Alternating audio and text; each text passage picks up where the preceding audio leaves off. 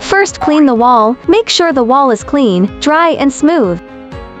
Second, start from one corner, tear part of the backing paper, align it with the position, paste it from top to bottom or from one side to the other side, and gently press it with a dry cloth.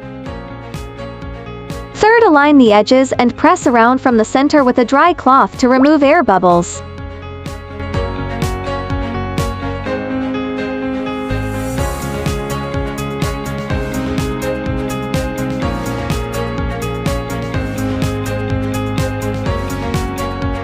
Fourth, the excess part is folded inward and installed, easy to paste.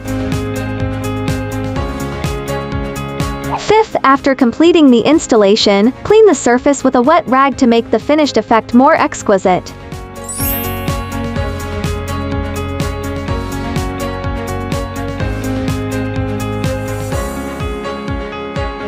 Follow me, give you a free sample to try installation.